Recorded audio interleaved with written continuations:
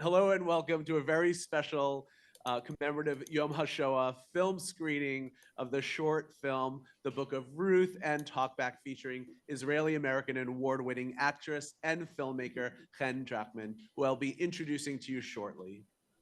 This program is presented in partnership with the Rededication Project, the CUNY Alliance for Inclusion, also known as CAFI, 3GNY, and B'nai B'rith International. Thank you to our sponsors, and thank you to everyone here, those with us today in person, on Zoom, and those viewing this recording. We're grateful to see so many new and familiar faces. And a very special thank you to our guest, Chen Drachman.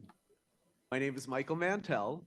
I'm a psychotherapist, educator, and the chair of CAFI's events and programming. I also started the Rededication Project. I'm a board member at 3GNY. I'm a member of B'nai B'rith International's Connect for Young Professionals.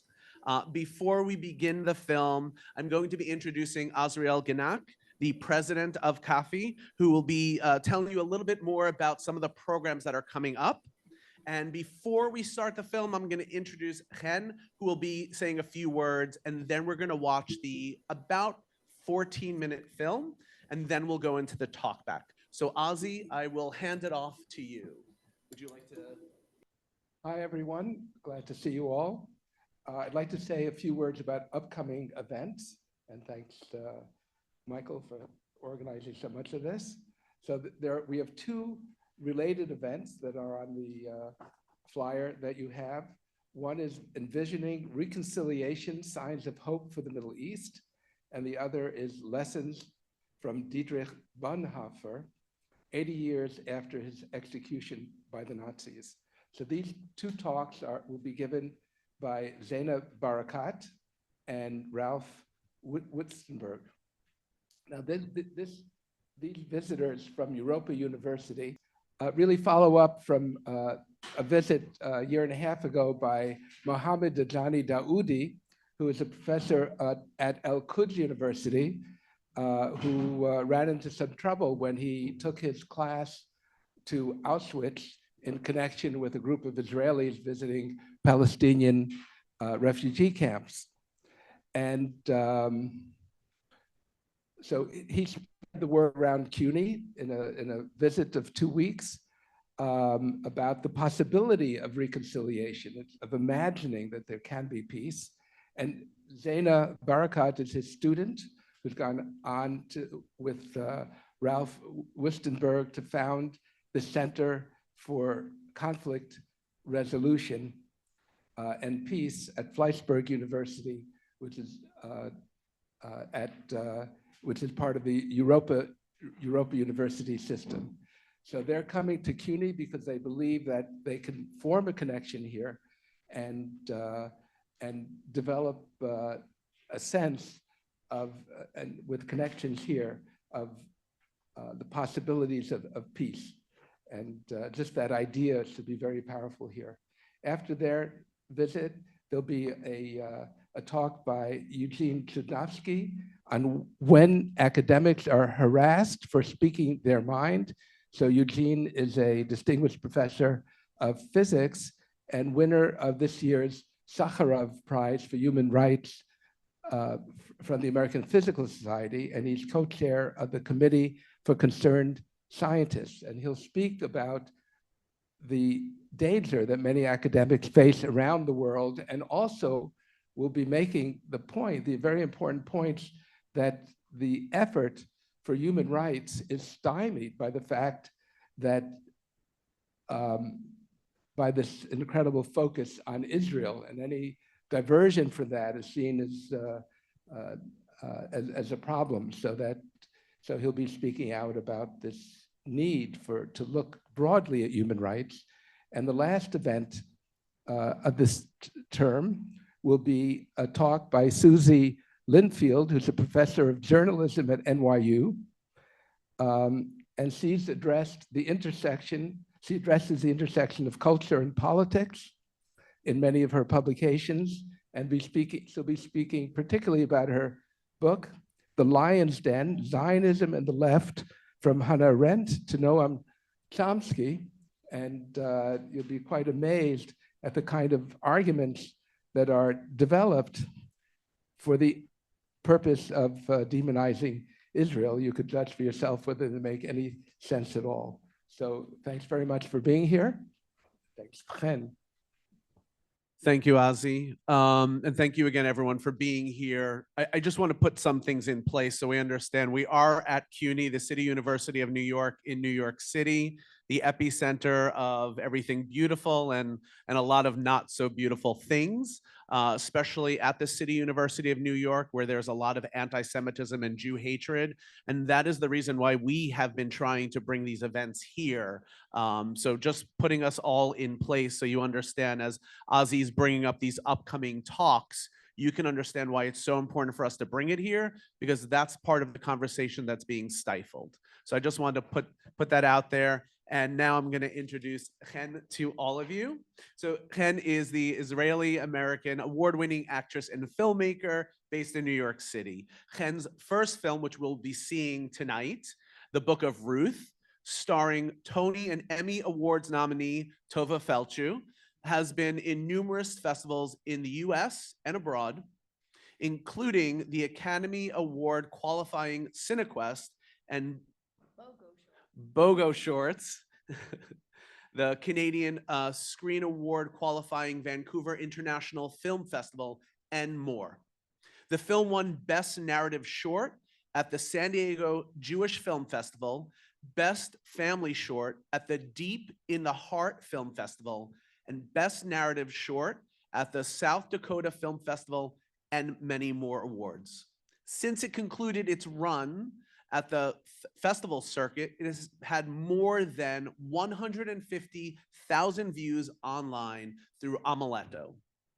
As a production consultant, she helped produce theater, films, and a variety of events of different scales. Her acting credits include Last Week Tonight and The Path, starring Aaron Paul. And later today, during the Talkback, we'll find out more about Chen's upcoming works.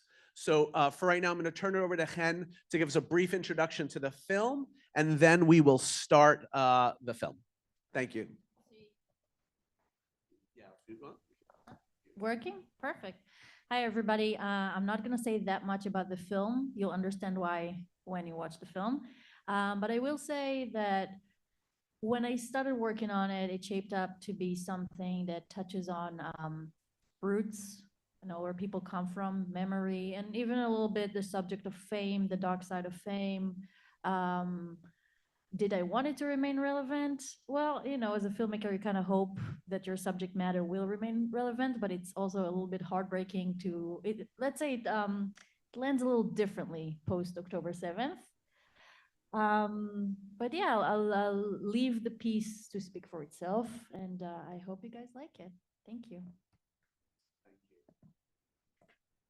All right, without further ado, we are going to start the film. I did mention that I will be sharing the link, and I'll also be sharing the link for everyone here so you can watch it again or share it with others. And I also just want to say thank you so much, Chen. Amazing film, and just for you being here with us as well. Thank you, my pleasure. So I am a grandchild of Holocaust survivors. This film touched me. I saw it first and met you, and I ran right over to you and I said, I need to speak to you. My grandfather, my paternal grandfather, until the day he died, is my understanding, he was looking for his sister all his life to see if she survived Auschwitz, never found her. So when I watch this, it makes me think of him, but then it makes me think of everything that we've lost in reality and things that may still be there, some kind of hope that's lingering. So I'm just putting that out there, why it touched me so much and why this I felt was very important.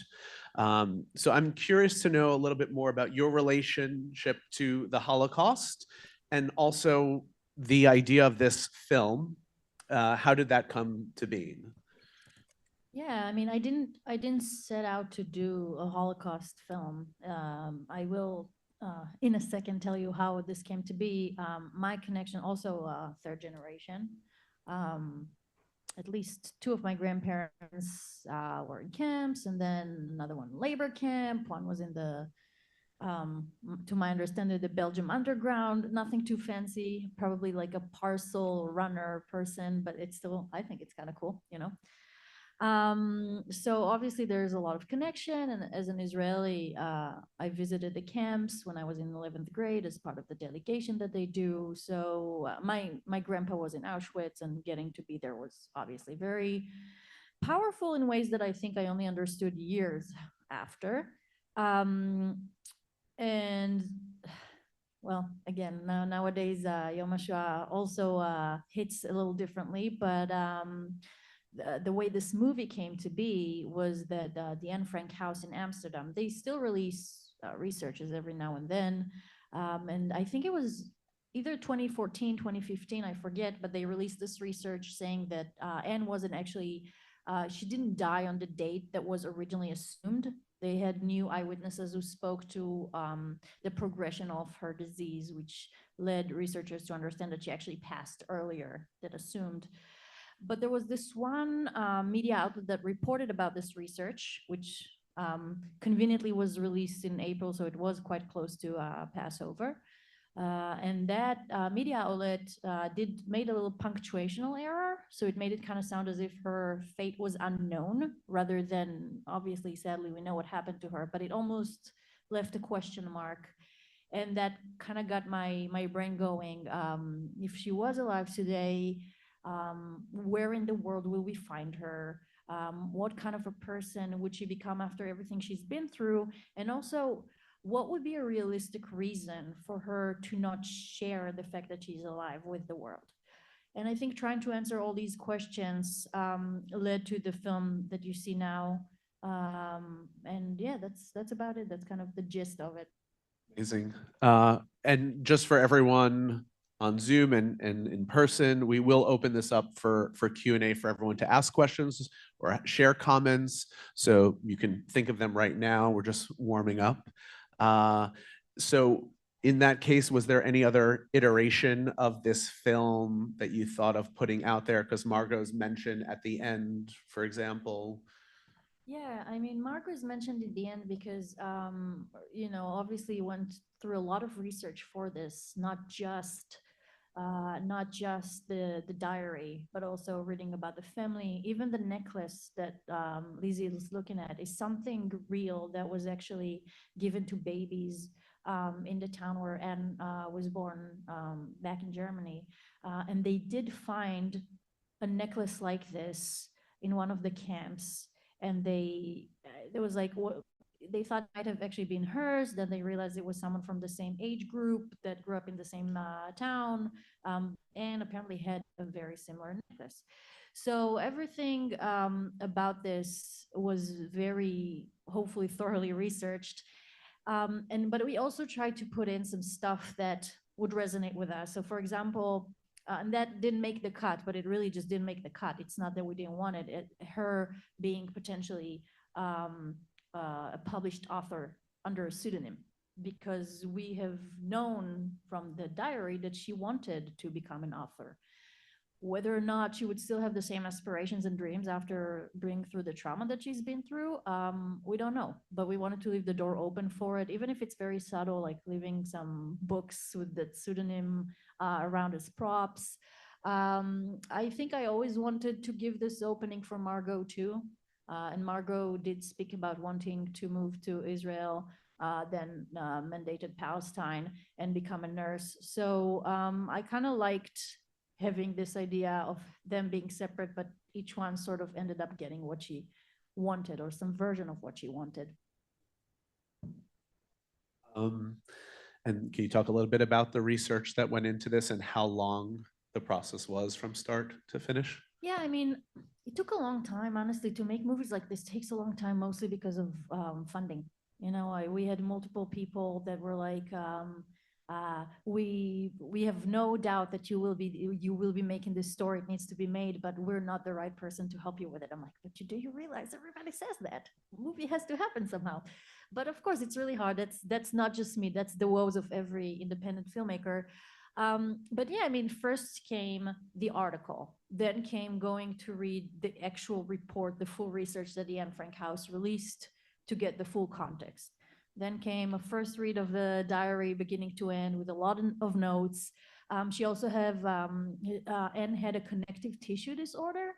I actually consulted about this with some nonprofits that deal with this connective tissue disorder that I'm sorry, I just cannot pronounce the name of it. So we tried like in previous versions, there were like a part when they hug her when they arrive, she's a little bit of pain, and then Lizzie says again, and actually mentioning that she has a connective tissue disorder is a bit of another Easter egg in there. So there are a lot. I think there was a lot of additional details, but we also didn't want it to feel too crowded.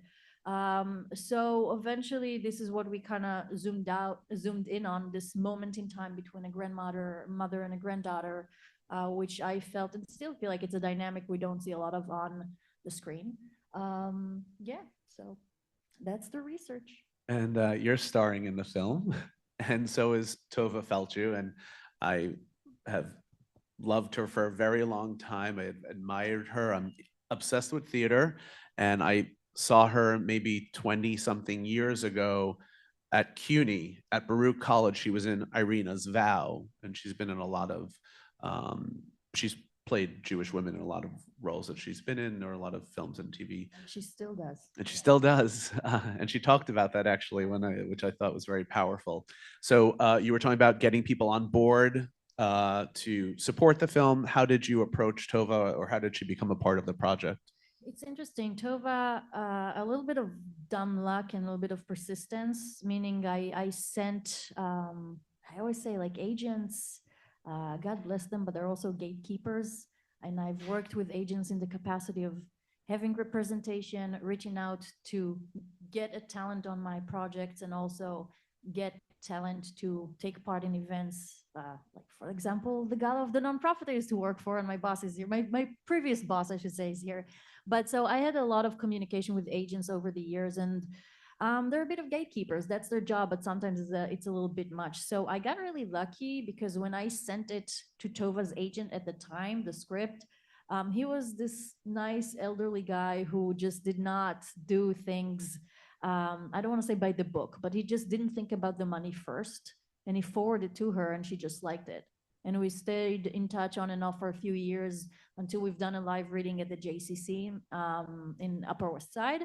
And then, we started our crowdfunding campaign, and it was finally time to film it. And we just made sure to stay in touch this whole time. So we still kind of knew that she's involved. And yeah, that was that journey.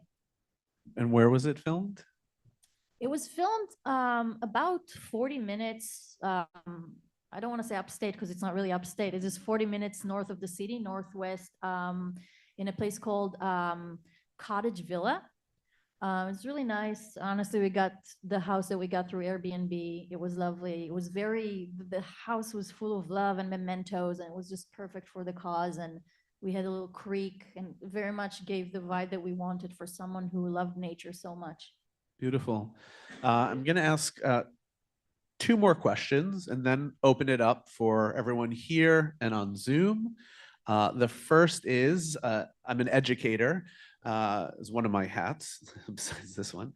And this is a beautiful length. It's 14 minutes. So I'm wondering, is there any discussion, or is it presented in schools or for teachers to use? Because I know one of the problems with bringing Holocaust education or speaking about the Jewish experience in schools is teachers don't feel comfortable doing it or have the awareness or knowledge. So is there any element to this being used as I wish it's just a matter of finding the time. If it were up to me, I would take it 2 tours around JCCs around the country, but it's just I'm already like the film came out in 2020, I believe. So it's been a while since it's been off the circuit. It's always nice to me when people reach out and want to do an event with it because it feels still relevant. So I do think there's an audience for it. I think education would be a great place to, place it. It's just a matter of time and energy. I think because a lot of students, a lot of schools either use Night, Elie Wiesel's Night, or the Diary of Anne Frank, None of the Stars, etc. So it just fits so perfect for me when I Tell watch it. them. I Tell them. will. um, and then you mentioned about the circuit. What has the reception been like? You mentioned a number of awards. I'm wondering, with the world that we're in today and being Israeli American Jewish, what has it been like for you bringing this out to the world? I probably before October 7th, because you said 2020, but Yeah. now as well. It's interesting because obviously the people who want it now are mostly within the Jewish community. So that's our safe space, right? So I don't know how people will react to it outside of our community, but I assume not well, because unfortunately everything nowadays that even remotely, whether it's talking even about anti-Semitism, now we're, being guilted as if it's not okay to call out anti-Semitism when we see it. But at the time, a few years back when it was out at the circuit, it did pretty well. It was at about over 40 festivals around the world, and here in the US, a lot of Jewish film festivals where, some people might be worried about niche, but I was very happy because I'm a Jewish person, an Israeli person, yes, a granddaughter to Holocaust survivors. So I was happy that my people got to see this story, but I was also pleasantly surprised to see that a lot of other people from non-Jewish festivals really responded well to it. I think the majority of the awards and recognition it got was not in Jewish film festivals. So that was, at the time, very empowering. I have to say that now that I'm touring with a completely different film, and people are like, where you're from? And I'm like, Israel. And either they hide the reaction very well, or a lot of people out there don't actually hate us, and we're just exposed to those who do, It's a great point. I think it's a great thing when we don't have anything bad to say. So I'll put that there.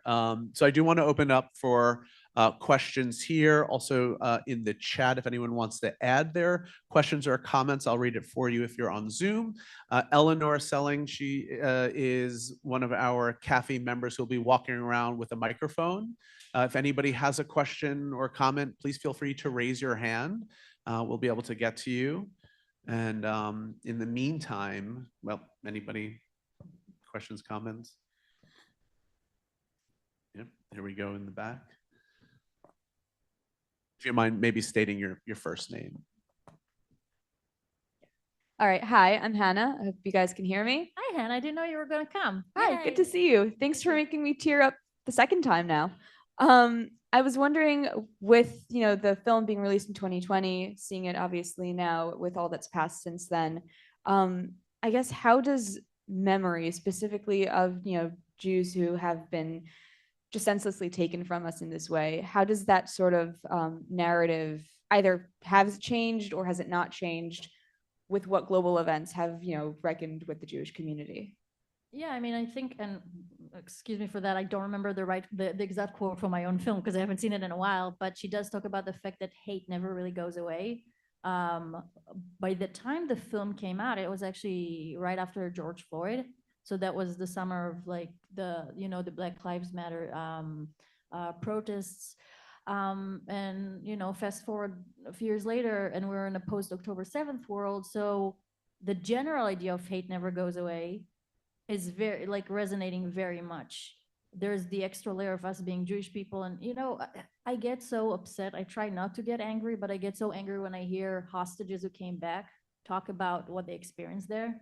And I wish Israeli media would have done a better job at translating these videos and making them accessible for international audiences. People are very scared, including the hostages themselves, of making the comparisons to the Holocaust. But the things they're describing, again, you don't want to make this comparison, but people are spending more than a year in tunnels. They're not getting food. Some of them are being chained. They come back in ways that some of them are unrecognizable.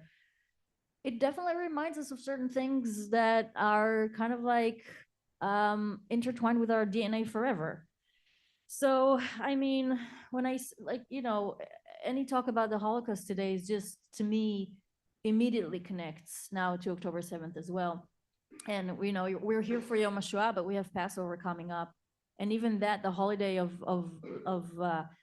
liberation, also hits differently. And when the two are so tied together now, they're so close Yom HaShoah and Passover, it's just, pardon my language, was a mindfuck. It's a whiplash of emotions all throughout this period, going then into Yom HaZikaron and all the people we have lost from the army. And, Yom HaZikaron, official in Israel, is a Memorial Day for IDF fallen soldiers and the victims of terror. And, 2 years ago in one day, that's skyrocketed the number of, so it just, sometimes it's actually too much to put into words. So I'm hoping the movie, at least if you watch it, creates a little bit of order in our brains as to what memory means and the fact that we always have to carry this with us. Thank you for your question. Any other questions? Any other questions from the audience? Yes, and if you can state your first name. And then we do have a comment that sort of ties into a question that I have on Zoom. Great. I'll ask that after. Hi, my name is Robin. Very interesting premise, but I couldn't help thinking about Otto. Like, would they have told him that they're alive? I mean, I Father? just saw the exhibit at the Center for Jewish History, and it's a lot about the post-war work that Otto did. Yeah, and it's interesting that you're bringing it up because the event where Michael met me, I was actually sharing the panel with Ruth Franklin. She's an author who just released it's a bit of a memoir about Anne Frank, but it actually looks at her from the perspective of being an icon. And there's a lot about Otto there and how the diary came to be, all of his fears when it was adapted to the stage, and then when it was adapted to the screen, and all of the things that he kind of have to kind of give up on in order for that story to reach more people. I had to build my own history for this version of Anne, which doesn't reflect in the movie because that's not what the movie is about. But if you're asking for the, that behind the scenes biography of hers, I would think that he knew. I would think that the way she even found out her father was alive, because this is pre-internet times, was because the book came out, and that's how she found out he was alive. But I think at this point she didn't want, like, again, in my version, right? She didn't want the exposure that came with it. She didn't want all the association and pressure that came with it. So I think she was in touch with him all these years, but he respected her will to kind of be not a public character. And so that diary could have lived on and do what it was meant to do. And she could have the life that she had chosen for herself in this version of her in this movie. Thank you. It's a great point, Robin. I think it's touching and painful at the same time to think of this and for you to even probably have to come up with this backstory that doesn't enter the script or the film. So it's pretty remarkable, yeah. That ties into a question. One question was, and I'm going to read it, it's or a comment from Betty, and sort of ties into a question that I was going to ask as well. So Betty says, I'd be afraid viewers might think Anne and her sister actually survived. And the story is made up or a fiction. Too many people try to minimize the amount of suffering that people actually went through during the Shoah and the murders. And I was actually going to talk about that with you, or ask you to talk about this idea. We have Holocaust denial or inversion, or even October 7th denial. So can you speak to that, about how that plays out in your film and yes, you as a filmmaker? Absolutely. And it's it's a concern that we thought of, and it's a discussion that was brought up multiple times. First of all, this movie makes it very clear that the Holocaust happened. If anything, she in this movie has the best case scenario, and the best case scenario is that she's still a Holocaust survivor who went through the Holocaust. So is it a happy ending? She's another person who went through the trauma, if she was alive today, she would still have been someone who had to survive the camps. And she says so in the movie. She says, my story maybe ended this way, but many others didn't. They had the abrupt end. And by the way, the reason that this combination of words, that phrase abrupt end, is there is because that would really like when I was reading the diary, that was really what stayed with me. The fact that it's an abrupt ending, right? We are used to reading a book, a narrative, and looking for some sort of a conclusion. There is no conclusion in the diary. She writes like any other day, and that's it. And that's very much reflective of what happened to her. So having that sentence there of her talking about the abrupt end, to me, was connecting it to reality. But she's also acknowledging that even in her case, she's still been through the camps. She's still being forced to relive her trauma when her book is out there. Yeah. And another thought that came to mind with Robin's question is, and when we were talking about how we were going to share this program and how we were going to promote it, I was like, it's a story about Anne Frank, and you're the content creator. You're like, no, don't share that yet. Don't spoil it. But it's true. It's this idea. So the idea was about sacrifice and survival, and the fact that Anne and Margot gave up their lives because she felt, Anne in this version, felt that, I hate to say it, but that her life was more important, Valuable as an icon than a living person, which is another painful feeling when I'm watching this to consider. Yeah, and of course, if someone wants to believe they're alive, there's nothing we can do to change it. They believe she's alive because they want to minimize what happened. Sad but true. Does anyone else have any questions in the in-house audience here? There's no pressure. It's a safe There is space. no pressure. We have another one, I think, Hannah again, and then we have a few on Zoom that I'm going to share as well. Thank you. One more thing, sorry. I was wondering how the title came about, whether it was first or followed up, and where you saw the threads between the title and the narrative. Originally, it was titled Ruth's, as in it's happening in Ruth's house. It sounds a little bit like the word roots, which is something that we see her deal with at the beginning, but also metaphorically like a person and their roots. And looking at what Ruth was in the Bible, that woman who left everything she knew behind to start over somewhere else, that very much resonated. And then Tovah, I think, was the one who said that it's not as easy to pronounce, does not sit well on one's tongue.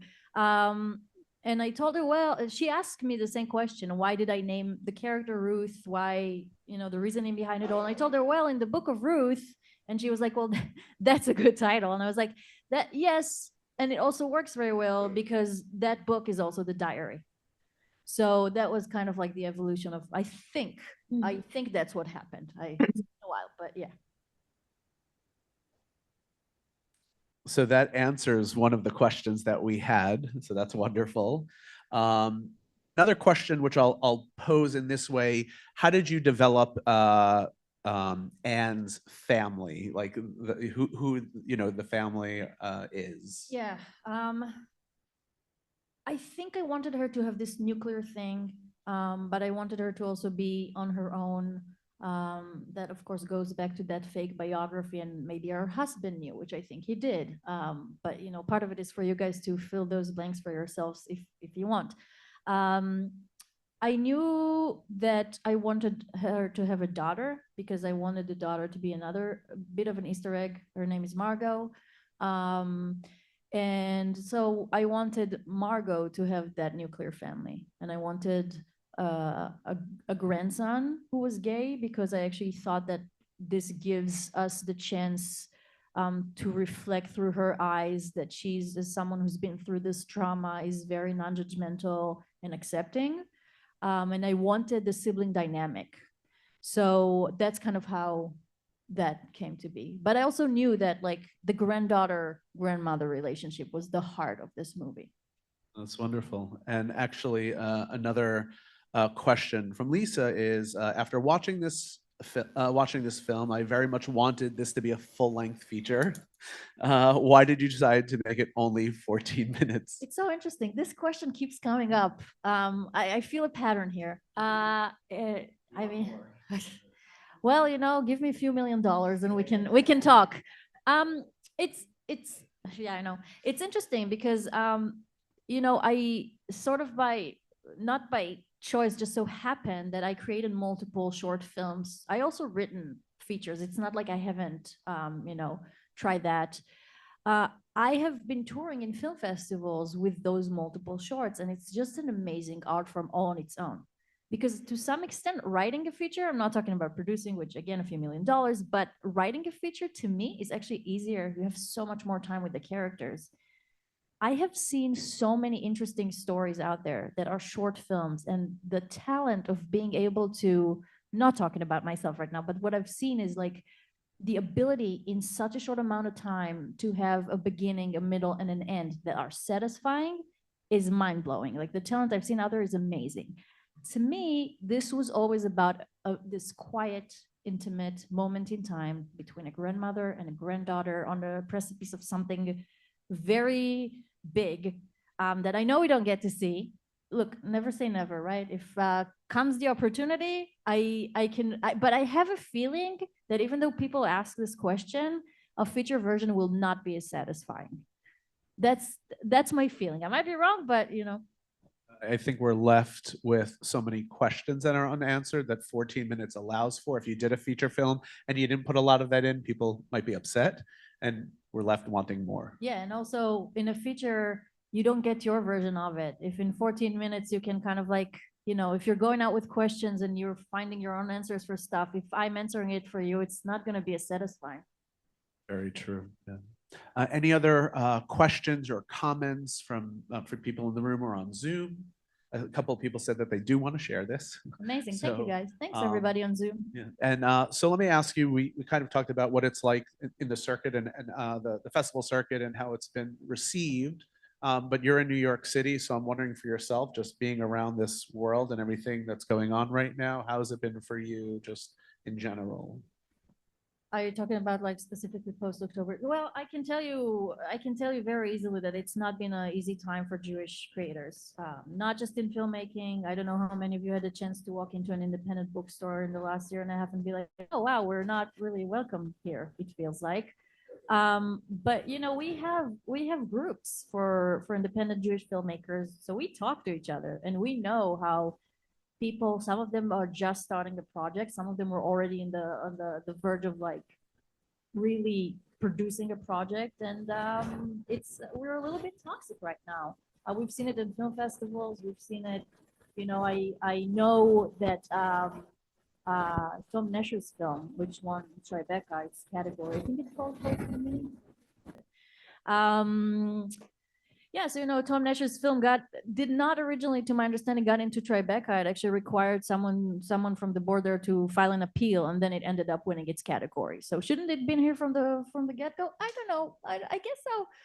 So it has been hard.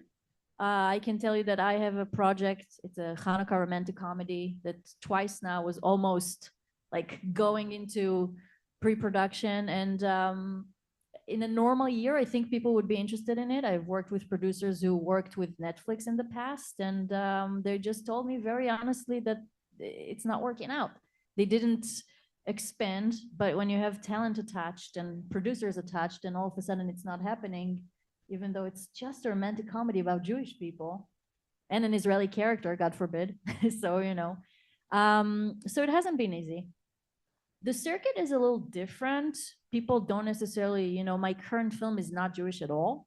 And like I said, people seem to be nice, whether or not they just don't want to confront you when you surprise them with this little tidbit that you're Israeli. That's a different thing. But yeah.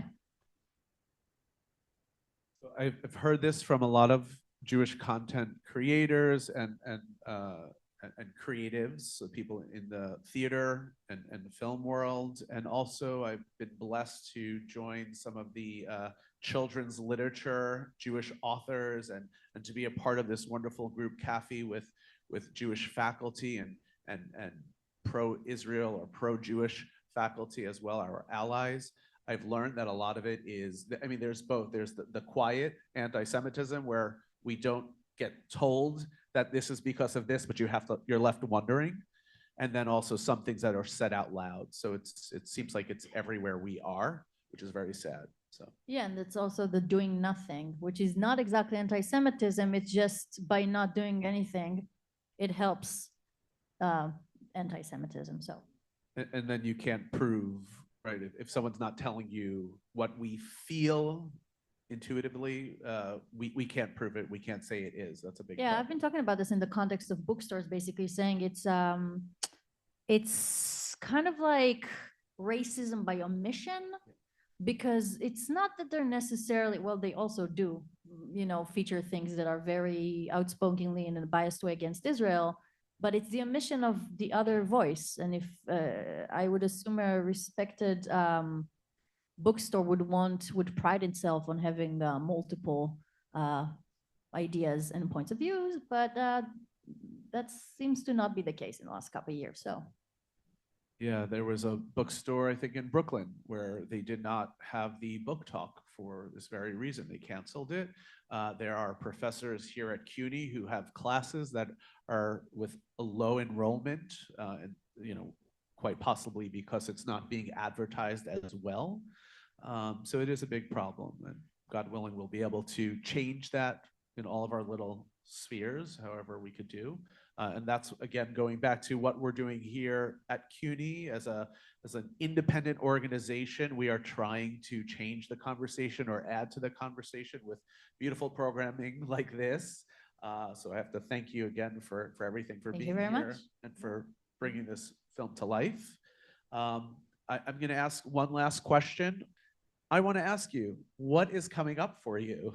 Okay, so I'm still hoping this Dead on Arrival Hanukkah rom-com will happen one of these days, when the climate's a little different out there, one can hope. I am touring, I'm at a festival circuit now with my new short film. It has nothing to do with what you just seen. It's about a girl who turns into a shoe. Could not be any more different. I just came back from a weekend of screening at the Phoenix Film Festival. I'm heading over to Iowa at the end of the month. We have a New York premiere May 31st, so that's coming up. And sorry? It's called the Inwood Film Festival, all the way up there. If you're, for me, it's my backyard, but that's great. And I love them. They gave me a grant for my third short, which we're hoping to film in November, pending funding as per usual. And that would actually be the story of what happened between Paul Gauguin and Vincent van Gogh in the winter of 1888 through a queer lens, using some of actual correspondence from this time. I swear I'm not obsessed with historical fiction. Ideas do what they want to do. So yeah, so that's about it. I hope we'll get to film it, and I am developing a few features. They're not Israeli, so who knows? That might actually happen. Well, God willing, we will see more of you and your films and everything. And I just have to say again, thank you so much for. Thank you, everybody. Thank you for agreeing to coming. be Really here. appreciate it. Happy Passover, everyone. Amen. Amen. Thank you all for being here on Zoom and in person. We will be sharing this video for everyone to share, and also the link to watch the film. Please share it widely. I think it's so important to get it to as many people as possible. Absolutely. Thank you all. Thank you very much. Thank you so much.